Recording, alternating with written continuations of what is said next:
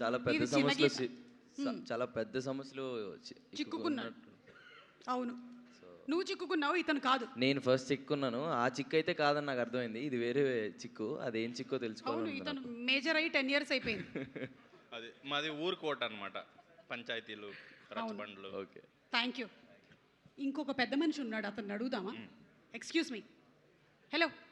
మీరు ఎందుకు ఇటీటే తిరుగుతున్నారు అప్పటి నుంచి?